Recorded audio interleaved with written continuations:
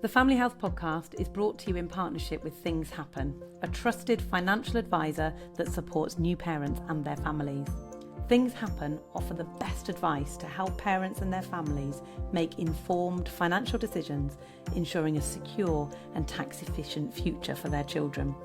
The team at Things Happen are highly qualified financial experts who will guide you through the different types of policies to consider as your family expands, taking the stress out of decision making by finding the best deals for your needs, ensuring you and your family are protected no matter how busy life gets. If you already have life insurance, Things Happen will carefully review your existing policy to ensure that it still meets your family's evolving needs, so you know your family is fully protected. Hello, I'm Kate Ball and I'm the founder of Mini First Aid. Welcome to our podcast, Family Health by Mini First Aid. Now, I am so pleased that you've taken the time to listen to our podcast, because whether you're in the car, cleaning the house, having a cuppa, out for a run, whatever you're doing, our Family Health podcast covers a huge range of topics that might affect one of your family members. And if you've ever had a family health concern and you're thinking, I'm just going to Google it, have a listen to us instead. Now, today's podcast is one that I know is going to make you prick up your ears and listen hard, because it's about the thing that is so important to so many parents, a good night's sleep, right? I don't think there's anything better than a good night's sleep, personally. Let me introduce you to Jenna Wilson from Little Dreams Consulting. Together with her business partner, Faye Smith, and the network of franchisees across the UK, Little Dreams have helped over, wait for it, 1,500 families get a better night's sleep. Jenna, welcome to the Family Health Podcast. Good morning. Thank you for having me. Jenna, before we kick off, can you tell our listeners a little bit about your background and your own family life, and then what inspired you to start this brilliant business, Little Dreams? Yeah, definitely. So probably not what anyone would expect. So I was a solicitor for 12 years. And then I have 3 children, not quite as many, Kate, but still. I have 3. And I had my middle child, and I went back to being a solicitor, and I thought, I don't love this anymore. Now what? What do I do now that I've had this profession? Since I was 12, I wanted to be a solicitor. So I thought, What am I going to do? Very long story short, I retrained as a baby and child sleep consultant whilst I was pregnant with my daughter, who is now 8.5, and set up Little Dreams almost 9 years ago. And thought, I'll see what happens. I'll see if anyone really needs sleep, if any families, are interested.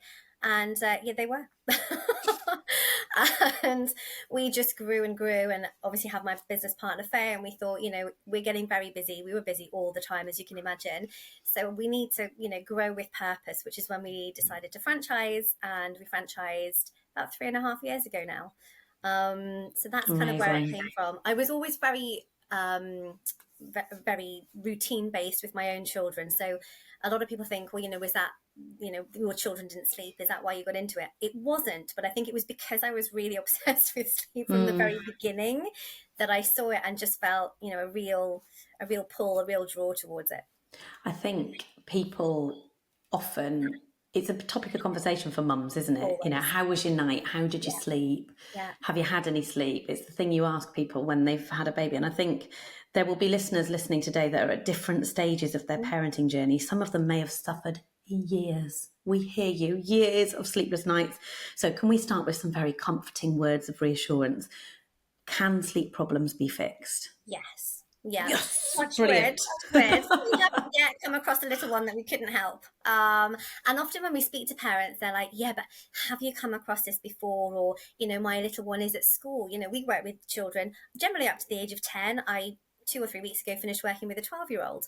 Wow. I love working with school-age children, and often the parents have struggled, like you said, for years and years, and they almost feel, well, it's too late now. We haven't got a baby anymore, so therefore we've just got to just keep on going and all of us not get sleep. But it's so important for so many things that, yeah, absolutely, there hasn't yet, touch wood, been a little one we couldn't help. Well, that is amazing. And that will be very reassuring to everyone listening who's thinking, all right, we need to ask more questions. We need to find out then why you can do it. Is it fair to say, though, I know you talked about dealing with a child that was, was 12, but is it fair to say that it's better to deal with sleep issues early, or is that misleading? So I think, yeah, I mean, yes, really, it's much easier to help a little. So our packages reflect that. In fact, our older children packages are longer just because, of course, children who are post toddler have their own mind. And also just because probably what the issues are have been going on for much longer Yeah. than if so if you were to say what would be your favorite age, I don't have a favorite age, but if you have a 5 or 6 month old, that's probably around the right time to start thinking about it, because that's probably going to be one of the easier times.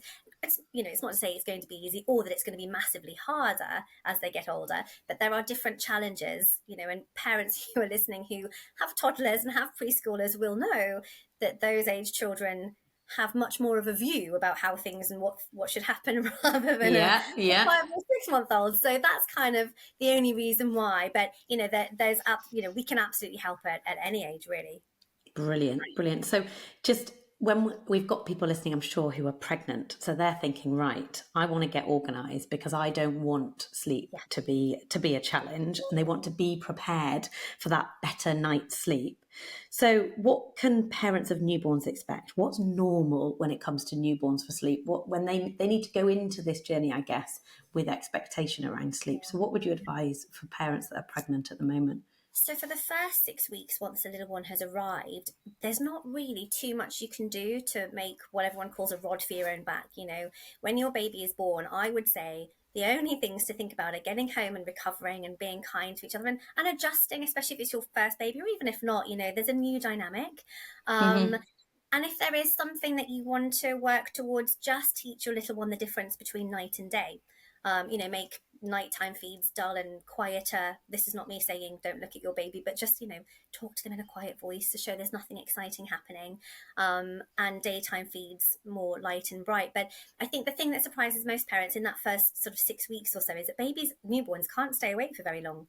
Yeah. So we're sort of talking about literally 45 minutes to an hour before they then need some sleep. Oh, bless. I know. 45 minutes and they It's want to not get long, back is to it? sleep. It's not long at all. It's not long And at all. that's generally like as much time as it is, feeding, especially if you're breastfeeding, but even if not, can be a bit faffy, and then you've got to change everyone's clothes because they pooed everywhere, and then they got burps, and then by the time you've done all of that, then that's been enough. The poor little newborn's like, I'm exhausted.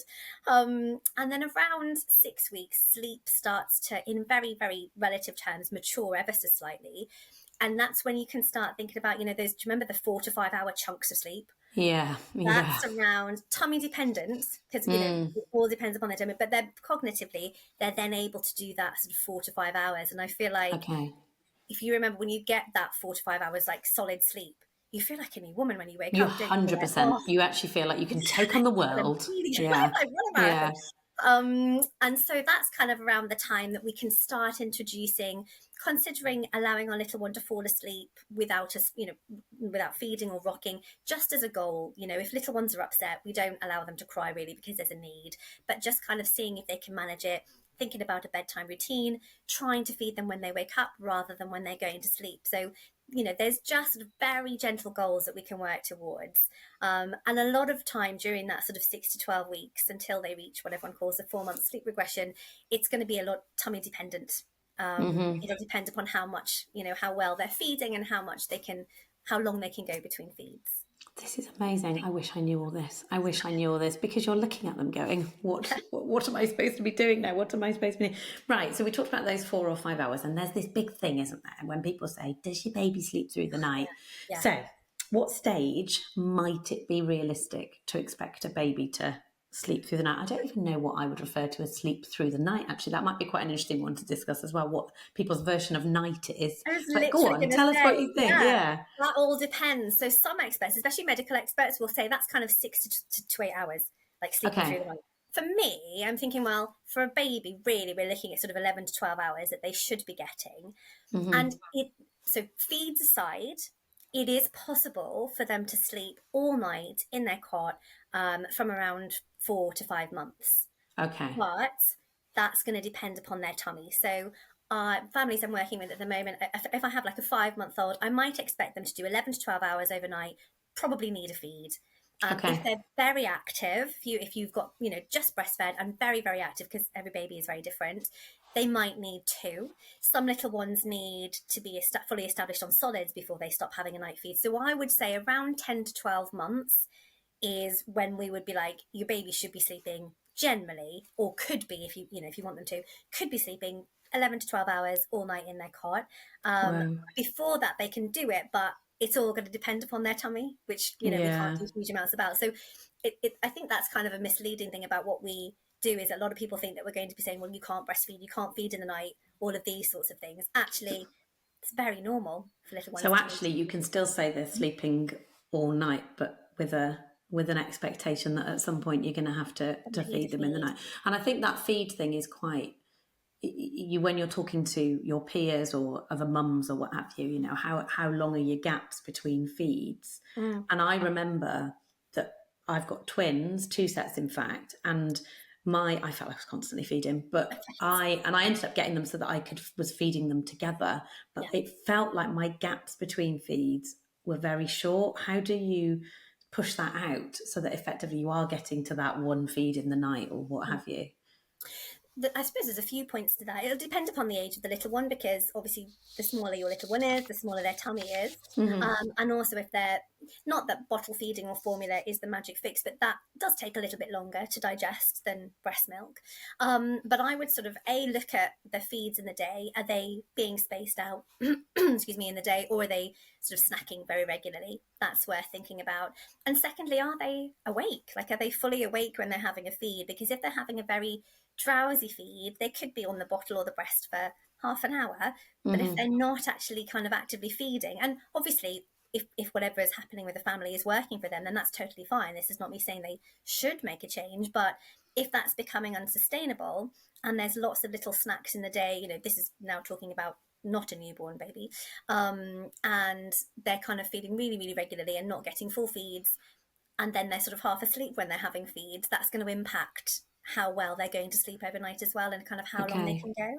Because they're getting used to that sort of more snacky feeding. I mean, I'm not an IPCLC trained lactation consultant, but we've had training from one, so I kind of know the basics. So it's something that we're always mindful of. We don't work with newborns, so once your little one's kind of 4 or 5 months, we need to start thinking about, if it's not working for you, we probably need to sort of start elongating the gaps between feeds. Right. Okay. So there is, I think I think feeding and sleep do sort of coincide, don't they? Because, I suppose you would think about your baby waking at night and waking because they need a feed, right? And I guess that might be the first thing that people go to when their baby wakes, because they think, oh, I've got to feed them now because they're awake. They might do. And a lot of it depends upon how the little one falls asleep. So often when parents come to us, their babies are waking every hour or so in the night, needing help to get back to sleep. And so that's not necessarily a feed, but a lot of it will depend upon how they fall asleep. And that, I guess, goes back to what we were talking about with the 4-month sleep regression. Because it's a massive developmental stage when it comes to, sleep cycles. It's a massive developmental stage when we come to sleep cycles. So we all come to the edge of sleep a number of times through the night. We have, light sleep, deep sleep, a dream, and then another little mini awakening. And if everything's the same as it was when we fell asleep, so you're in your bed with your pillow, your duvet as a grown-up, you roll over, go back to sleep again, you wake up in the morning thinking you've had a lovely night's sleep. But if you came to the edge of sleep on the kitchen floor, you'd think, oh my gosh, why am I on the kitchen floor? What's going on? And so if a little one's been assisted to sleep with a feed or a rock or a cuddle, or even, older children, often parents sort of needed to lay in their bed, then they will need that every time they come to the edge of sleep in the night. Okay. And that's when we find parents come to us and say, well, the baby wakes every hour for a feed, but it probably doesn't need a feed every hour. It's just that it's waking to get a bit of a hand to get back to sleep again. And, like I said, if that is working for the family, that's lovely. That's great. If what everyone's doing is working and it's sustainable, then that's fine. But the families that come to us, the little one's not necessarily waking because they're hungry every hour. It's just that they need a bit of a hand to get back to sleep. Yeah, sure. Yeah, okay. So you talked about that 4-month sleep regression / milestones. So are there particular developmental stages that can make sleep really tricky for babies and children that our listeners would need to be aware of? Yeah. When's it going to happen? What Yeah. do we need to expect? What's next? What's Yeah. next? It's sorted. Yeah. The 4 months one is kind of the only one in relation to sleep. It's kind of like a true developmental stage in relation to sleep. But obviously, any developmental stage that little ones have is probably going to impact sleep. So rolling, crawling, walking, all the physical development stages, but also talking as well, language acquisition around the age of 2. And what we find is that little ones almost have a biological urge to practice what they've been learning in the day Cute. overnight, which is really cute. But then we find that parents go, oh, they're not asleep. They're, trying to walk, or they've, bumped their head or what have you. And so then the parents will often go and intervene and then try and help them back to sleep again, because they think, oh, we must help them back to sleep. It's almost that in itself that causes a bit of a pickle. So obviously, if your little ones bump their head, you need to make sure they're okay. But if they're happily crawling around their cot or rolling over, and obviously we need to be mindful of the Lullaby Trust guidelines, in that if your little one is confidently rolling front to back to front, left to right to left, we still put them down on their back. But if they're confident, we can leave them to sleep on their front. Okay. But yeah, that's what we often find, is that there's a developmental stage, and then the parents think, oh, I need to help them back to sleep again because they're not sleeping. Whereas actually, if you just leave them to it for a few nights, if they're happy, then they'll just practice it loads in the day, and then within a few nights they'll have got it, and they'll go back to sleeping well. Brilliant. Okay, that's really reassuring. We talked at the front end of the podcast of me saying to people, go to Google, and I've done it. It was one of the reasons that we started this podcast. But I remember going to Google and starting to write the type 4 month, and then Google helpfully says sleep regression. You go, and there's almost this reassuring thing that goes, other people are searching for this too. This is obviously a thing. But just with that 4 month one, which you said is about sleep, do we know why? Like what's happened in their brains, or what's happened? What's made it happen at 4 months? Oh, it's fascinating. So newborns have very, very different types of sleep to everyone else, post 4 months. So newborns spend roughly half their time in deep sleep and half their time in dream sleep. So deep sleep is where they grow, where all of their hormones are being secreted. Dream sleep is where they are, I like to think of them like organizing their day, and everyone pulls a face at a newborn baby, don't they? So they're kind of also organizing and recognizing the emotional responses that they're getting, and this, roughly half of it, is like sleeping like a baby, completely still. Parents feel very comfortable when that's happening. But then they have this half of the dream sleep, which is very active, and that's when you get all the little squeaks and the little noises and the little movements. And lots of parents say, oh, they're not getting very restful sleep. But actually, that dream sleep isn't restful, but it's doing a really important job. So those are the only 2 types of sleep that newborns have. Okay. But then that's when, once they've developed sleep cycles, that's when we develop, the 2 stages of lighter sleep, the 2 stages of deep sleep, and then we have a dream. And they all have different points to them, I guess. Some of them make us grow, some of them kind of restore and replenish. Again, the dreams, you'll know that if you've had a dream, and it's sometimes might sort of make sense of something that happened in the day, and it's a bit bizarre, and your old boss was there in your kitchen with someone else, it's all kind of, and that's your brain kind of making sense of the day. But obviously newborns do a huge amount of developing and a huge amount of growing, and obviously children do too, but that's really what happens at the 4 month sleep regression. It's 4 month sleep regression, and that's what the developmental stage is. So newborns have this very, very different type of sleep, and then they move to their sleep cycles, which is then what we all have until the end. Brilliant. And does it adjust if your baby is born prematurely? So do you know, is that 4 months from when they popped out, or is that 4 months from their sort of due date as such? So anyone, and I think your little ones were little prem, you kind of realise that they have their own little timeline. So I couldn't, if you were to say to me, well, my baby was 3 weeks prem, I wouldn't be able to say, oh, for definite, this is when they'll develop sleep cycles, because little prem babies have their own little timeline. So yeah, sure. We do work with premature little ones, and we tend to kind of err on the side of caution. So we treat their rough sleep age from their due date, and then kind of work backwards, because otherwise, if they're a month or 2 early, the difference in awake windows between 4 months and 6 months can be almost an hour, and that's Mm. huge, if you're dealing with little ones. So we kind of err on the side of caution. And that's, if you have any parents of little ones listening, that's what I would consider doing, is erring on the side of caution, thinking, right, the oldest they're going, sorry, the youngest they're going to be is this, and then we can kind of work backwards. Yeah, okay, that's really helpful, and I think just sort of covering all bases with all sort of types of parenting situations is that, when it's your first baby, your focus is just on them, and then when you have more babies, and like me, you've gone on to have a ridiculous number of children. I've got 6. Sometimes other children in the home. I've not got huge age gaps, so I would still consider that some of my older children were still almost babies when their siblings were born. How do you stop everybody's sleep going to pot when a new baby comes along, and not having bad routines, or suddenly everybody's in your bed, or whatever it is? Is it possible to get a good night's sleep for all the work that you've put in with your first baby? I think it is. Generally, if you have a little one who's a good sleeper, the odd anything isn't going to undo all of your good work. So the odd night of illness or whatever, it's not going to undo all of your good work. Obviously, a newborn coming along isn't just a night or two.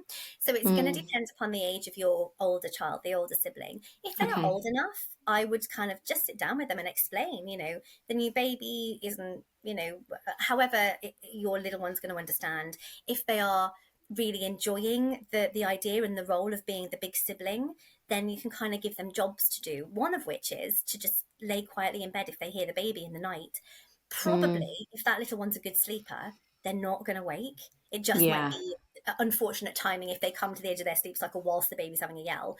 But you can use things like white noise or pink noise to kind of block out the sound for your older child of the little one. Great. Probably as well, you're going to be quite responsive to a newborn baby as well, because they should be in reality they're right next to you, so they're probably not going to be screaming for all that long. But I would say it's going to depend upon the age of your little one. If you've got quite small age gaps, then white noise might be the go-to.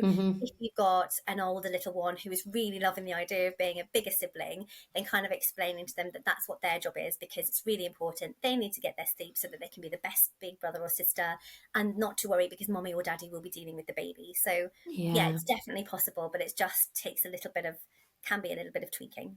Yeah, that's interesting. I think I've got this very vivid memory of changing a newborn baby in the middle of the night, and then looking and seeing a toddler stood in my room going, "Oh no, oh no, I've got to put you both back together." But actually, what you said there about having that conversation about, you just need to stay in bed for me, because Yeah. I think it was the middle of a sleep cycle, and there's lights on, and we want to see we want to see what's going on. It's natural. I think Yeah. especially if they're really bothered about the new Mm. baby. I and this is going to sound really sexist, but I find that little girls tend to be a little bit more bothered than little boys. I find that little boys are less disturbed Okay, that's than little interesting. girls. Yeah. I think just because nature nurture, I don't know, but that's what I found, is that little boys tend to just sleep through Yeah. the baby crying. Gosh, this is Um, all coming back to me. This is amazing. So my eldest, I've got mostly girls, but my eldest is a boy. And when his younger sister was born, there was only 20 months between them. They were sharing a room once she was 6 months. And I used to go in and put the light on sometimes, because we'd have to deal with a nappy that required yes. some lighting. And he'd sleep through the whole thing. And I was just Yeah. like, "Oh, you could drive a train through here and he wouldn't notice." Yes. That's And fascinating. that, I don't mean to be sexist, and I apologise if I offend anybody, but that's just generally kind of what we found. And I do think that there's a nurture side to things that, we perhaps don't fully understand. But that's what I find, is that little older girl siblings generally might be impacted a little bit more, but they really enjoy the job of this. Yeah. I must stay in bed because mommy or daddy, and I've had little ones who might nip in to check, and as soon as they see the baby's being dealt with, they happily go back to bed. Because they just want to check They just all want is to check. okay. Yeah. So talking about the fact then that you said that they've just nipped in, it would suggest then that they can get out of bed. So this leads me very nicely onto our next question, which is the biggie. And there will be parents listening going, "Oh, we've got to do it. We're going to do it." Moving to a big bed. Yeah. So we're taking down the bars that kept them in their cot all night, that we knew they couldn't escape. Is there a right age to do this? And tell us your top tips. What do we need to be thinking about? So I would say as late as possible. So Okay. the earliest I would say to think about it is around 2.5 to 3. Okay. The only reason that we would sort of suggest moving your little one out of a cot earlier is if they are unsafely cot jumping. So if they're Okay. unsafely getting out of their cot, kind of going to have to Yeah. do it a little bit earlier because, from a safety perspective. But otherwise, keep them in there as long as you can, as long as they fit. So if you have a new little one arriving and lots of parents we contact and they're like, well, we took the older child out of a cot because we needed it for the younger baby. Get Yeah. another cot. That would probably be my top tip. Like, Get don't do another it too one. early. Get another cot. And I know that can be slightly frustrating, but it'll be more frustrating if your little one is getting out of their cot, often or out of their bed. We often find advice given to parents is that if the baby's unhappy in their cot, and then therefore if they move to a bed, they'll be happier. No, they're not unhappy in their cot. They're just unhappy that they don't know how to sleep. And if you Mm, put them in a bed, and if you do that too early and they haven't got great sleep skills, all that'll happen is that they won't stand at the bars of the cot crying. They'll just get out of the cot yeah. or of the bed. And little ones under sort of 2.5 to 3 don't have huge amounts of impulse control. They don't have just cognitively the full understanding of what they need to do to be able to stay in bed. Obviously, impulse control isn't fully developed for quite some time, but the amount that they need. So my main piece of advice would be not to do it too early. And if you're thinking about doing it, make sure your little one has independent sleep skills. But if it is the right time, hopefully people are listening and they're like, yeah, we've got sleep skills. My little one's 3. This is the right time. Then I guess it's just a balance between making a big deal of it and not making it a big deal at all. So, making it like, yes, this is exciting and giving them some input into the sort of bed that they're going to get and perhaps new bedding, but not making it like a dramatic, huge event because Yeah. we don't want to scare the little ones off and then being like, oh my Mm, gosh, this is massive. Oh my gosh. They just want to be like, well, this is quite exciting. But actually, it's not that big of a deal, so I'll just carry on sleeping well. That's kind of hmm balance that you want to get to. Yeah. We used cot beds. So actually the difference in the bed itself was just the sides coming Size, we off. did the same. And Yeah. actually, you can get a bed guard, and that can be really useful, just like as a visual cue, so that there's, the little one doesn't fall out because they're used Yeah, to yeah, yeah. being held by the bars, but also a little bed guard can be quite a nice visual cue for slightly younger children, especially if you've got a cot jumper and you have to move them into a cot bed or a bed. A bed guard can be quite a visual cue for them to Yeah. like, oh, this is where I stay. Yeah, yeah. That makes sense. That's really helpful. That's really helpful. Now, this is a biggie then as well, because it's probably not something that people talk about so much. And I think you referenced at the front of the section that, you have worked with families with children as old as 12. Yeah. Um, you've got a child, say, that's 9, 10, maybe 11 years old, and they keep coming into your room or perhaps into your bed at night. So they want to come in and sleep with you. Is this, I mean, obviously, people don't declare this as such. So do we know, is it common? Because some parents might think, oh gosh, it's only my child. And, why are they doing it? What's the reason that they would want to come in and be in bed with you when they get to that age? So I think I would kind of caveat all of this by saying, if that's what's happening and it's working for you, that's fine. There's no kind of age by which you can't have your little one come in for a snuggle. Mm, But if it's kind of unsustainable, if it's happening all the time, we probably need to have a look at bedtime because it's probably kind of going back to those sleep cycles. So often, or almost all the time, when we're working with little ones of this age, 9, 10 years old, it's because they need someone with them or sitting with them or outside the door when they fall asleep. And so okay. they'll have a chunk of deep sleep in the evening and then they start cycling into sleep cycles. And that's when we find that they then need to go into their parents' room because they're like, well, I fell asleep and I was holding mommy's hand, or she was sat next to me, or daddy was outside the door, or whatever it might be. Hmm. And that's when they need to go into their parents' room in the night because the circumstances are different. Oh, okay. So it's from bedtime as Mm. opposed to something that's happened in the night, right? Well, that makes Probably. sense. It might be a nightmare, so that's sort of slightly different. If they've had a nightmare or they've got a tooth that's coming out, which happened to me Mm. last week with my 11-year-old who sleeps really well, but was like came at 2 o'clock in the morning, or a nosebleed. That's another thing that he tends to Yeah. suffer with. That's different. That's a one-off. It's an unusual event, and there's not really much you can do about that. You just need to make sure that they're comfortable. Offer any pain relief if there's a problem, if they're poorly, or if they've had a nightmare, give them some comfort, and then just take them back to their own bed. But I suppose I'm sort of thinking about the families where it's happening almost every night. Yeah. That you kind of need to look at your bedtime, and that they're probably falling asleep with a reliance. Could even just be like a story, playing a story or music, or the landing light being on, and then parents often turn the landing light off when they come to bed. But then if your little one's coming to the edge of sleep and it was a bit light and now it's pitch black, that might be another reason for them to be like, well, the circumstances I fell asleep in are different. I need someone to make the circumstances the same. Okay, that makes sense. And there is also sort of one final bit. I had so many big questions for you today. There we go. We could keep talking for ages. But the other one that sometimes parents go, oh, it's coming up, is the clock change. The clock change, the spring forward, where you lose an hour, and the fall back in the autumn, where you supposedly get an extra hour in bed. Right? How do you manage that with babies and young children? What do you do? So with newborns, I would say you can't do a huge amount. You just kind of get on the new time as if you'd gone to another country. Just get on the new time as quickly as you can, whether that's, forward or back, just get on the new time. Children who are napping, you would just move their nap by 15 minutes every day. Whichever way the clock changes, you might need to move it sort of earlier or later, but you would just move it by 15 minutes, and then everything else would sort of be follow on from that with their awake windows. With older children, I would just kind of move them by half an hour for 3 days, and then get on the actual new time. Okay. It's probably a slightly more complex than that, isn't it? So we've got blogs on our website for when it's coming up. The spring clock change can be really useful if you have an early morning waker, because you just don't change anything, and suddenly overnight, literally your 5 a.m. waker is now 6 a.m. So you just don't. Happier days. Yeah. That's the easy one. It's when the autumn one, the sort of October one, is the trickier one, when you have a little one who is on the cusp of waking early. They're already a sort of 6:30 waker. That can be tricky, because then obviously they're waking at 5:30. But we have lots of blogs on our website that kind of talk you through exactly what to do and when. But yeah, like I said, the spring one's great because it resolves early morning wakings, and it does depend upon the age of your little one. But I would say you don't need to do anything until the day of the clock change.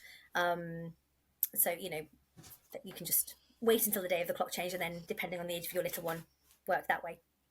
I'm going to pick on your expertise now and pop you on the spot, because I had a question about the time of year that we're recording at the moment. Obviously, people may be listening to this at any time.